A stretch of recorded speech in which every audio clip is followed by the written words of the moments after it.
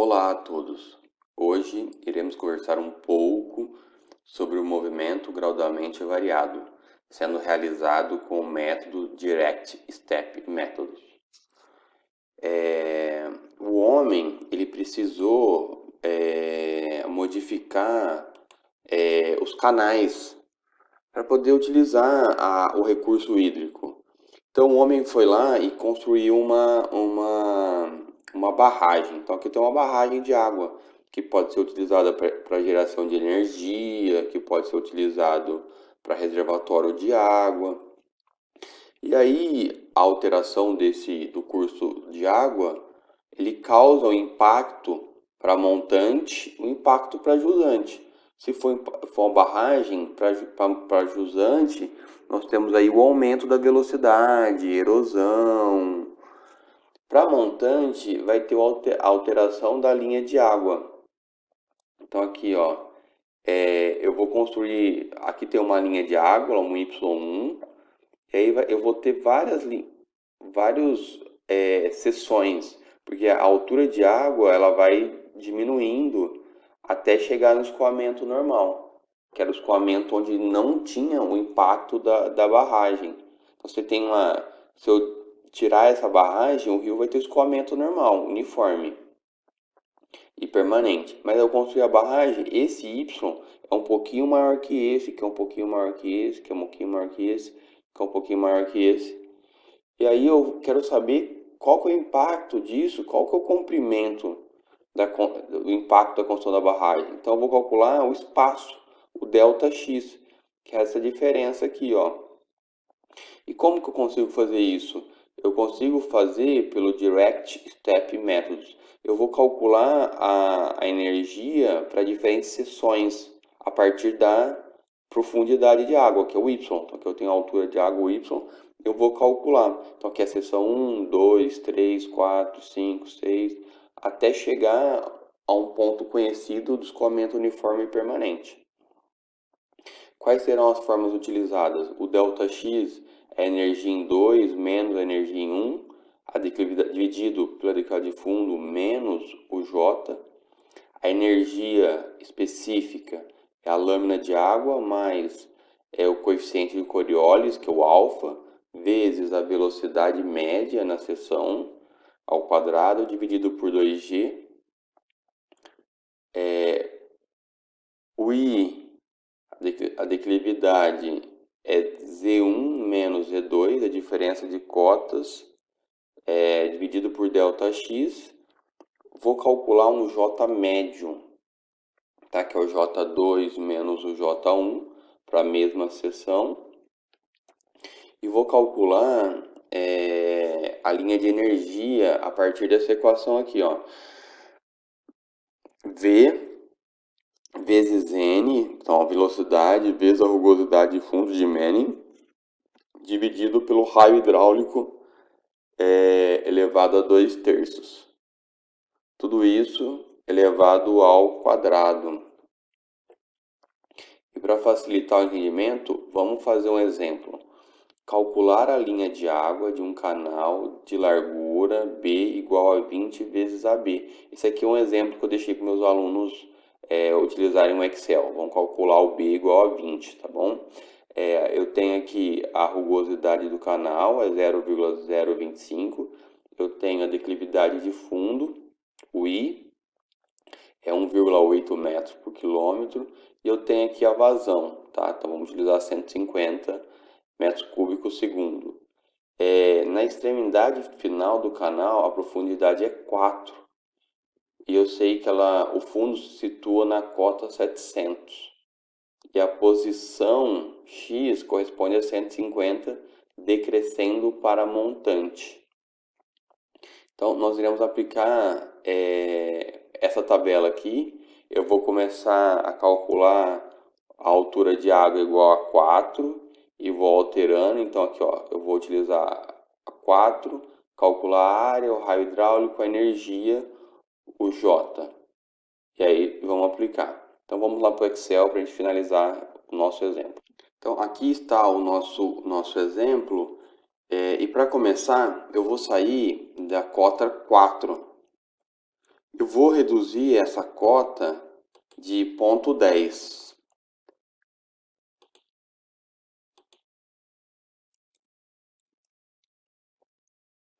De 0,10. E a pergunta é, até onde eu preciso chegar? A qual valor? Qual que é a lâmina de água no escoamento normal? Então eu vou calcular a lâmina de água no escoamento normal, que é, tá bom? Área, perímetro, raio hidráulico. Vamos calcular aqui então a lâmina de água. Então aqui é um valor que eu vou chutar, aleatório 1. Qual que vai ser a área? A área vai ser base vezes largura. Nossa largura aqui vai ser 20. Vai ser 20. O perímetro vai ser igual a base mais 2 vezes a altura de água, que é o raio hidráulico, é a área dividido pelo perímetro. Vou calcular aqui a vazão. Vou aplicar a fórmula de Manning. Então vamos lá. É a área vezes o raio hidráulico elevado a 2/3 vezes a declividade elevado a 0,5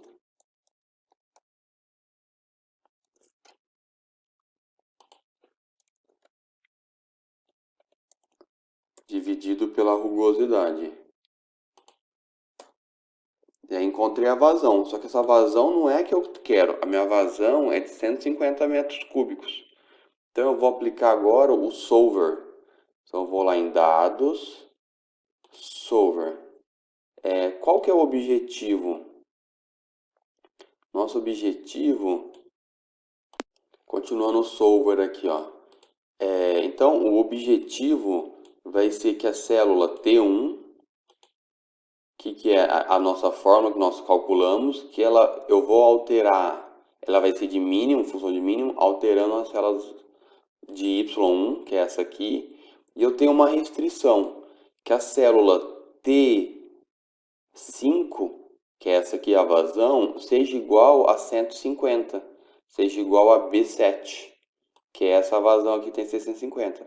Vou aplicar o solver, e aí eu sei que a altura normal é de 2,68, que eu vou aproximar ele para 2,7.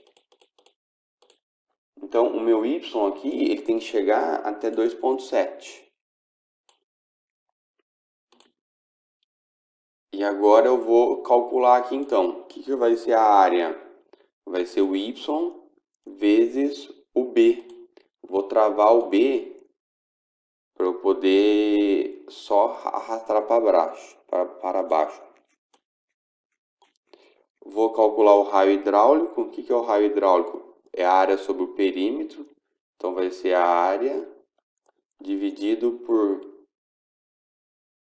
B mais 2 vezes o Y, que o canal é retangular. Eu poderia ter colocado uma coluna,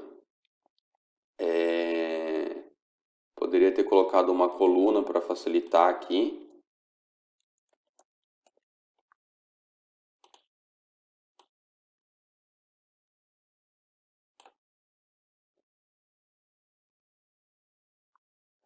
Qual que vai ser a energia? Eu vou abrir uma coluna aqui que eu já tinha de auxílio. Eu vou calcular a velocidade aqui. Então, a velocidade vai ser a vazão dividido pela área.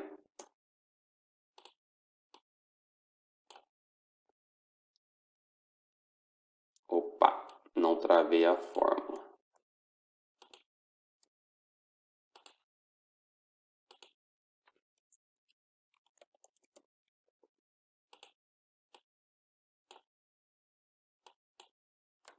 E E aí eu vou calcular a energia, que é a lâmina de água, o Y, mais a velocidade ao quadrado,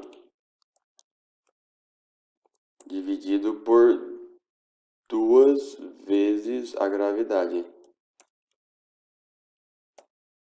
E aí calculamos a energia.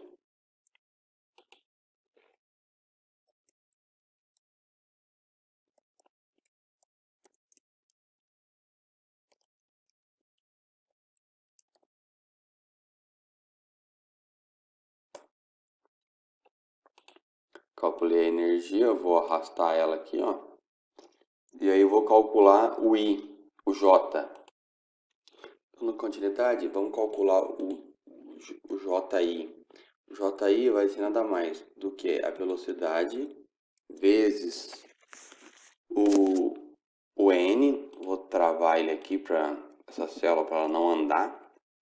Dividido pelo raio hidráulico elevado a 2/3. E tudo isso elevado ao quadrado. Elevado ao quadrado. E aí eu vou arrastar ele. Vou ter J para fazer média? Não tenho J nessa média. Qual que é a distância desse ponto até o outro? Não tenho ainda. Qual que é o espaço que dá o enunciado? Ele está no X aqui de 1500. A cota do fundo é 700. E qual que é o nível de água? O nível de água vai ser a cota do fundo mais a lâmina de água.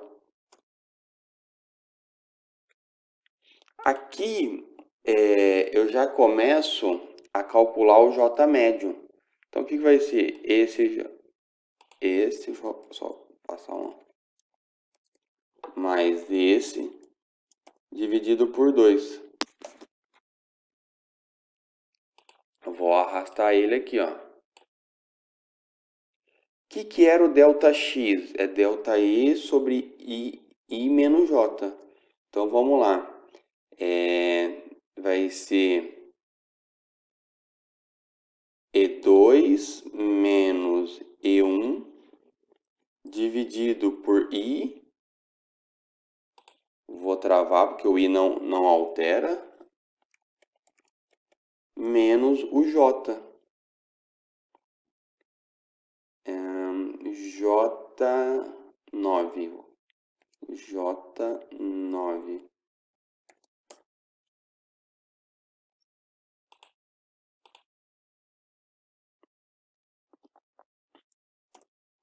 Perfeito? Então vou descer aqui. Feito é melhor do que perfeito. Eu tenho esse ΔJ aqui, ΔX, é a diferença entre a lâmina de 4 metros para 3,9. Então eu tenho aqui 0,1 metro, 10 centímetros. Eu tenho uma diferença de metro aí de quase 100 metros. Na prática, eu colocaria aqui uma diferença bem menor, bem menor. E aí vou calcular agora o ΔX. Então aqui, ó, vai ser esse menos esse. Ele fala a exposição decrescendo para montante. Então eu tenho que somar aqui, ó. E aí ele decresce para montante, então vai diminuindo. Sinal negativo é que ele está indo contra a corrente, contra o fluxo. E a posição do fundo? Aqui eu tenho uma charada. O que eu tenho que fazer? A posição de fundo menos. Eu preciso calcular a declividade. Vamos lá. Aqui é igual a 700 menos a declividade do terreno. Vou travar ele também. vezes o espaço. E aí, vou fazer isso para todos. E aí, vou calcular aqui a linha de água. E aí, você já tem calculado a linha de água. O nível de água. Tá? Então, você consegue calcular tudo. Esse aí é o final do nosso exercício. Qual que vai ser o comprimento total? Então, a construção de uma barragem ou alguma outra estrutura hidráulica, ela vai impactar 1.500 metros mais 426, que está negativo porque ele passou do ponto zero.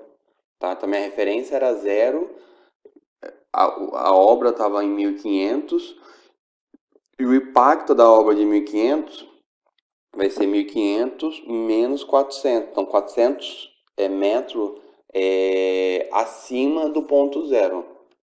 Então, é um impacto significativo. Espero que você tenha gostado desse vídeo. Deixe um like no nosso canal. Se você quiser essa tabela em Excel para fazer, comente aqui no vídeo. Deixe seu e-mail que eu irei enviar essa tabela para você. Era isso, pessoal. Um forte abraço e até a próxima.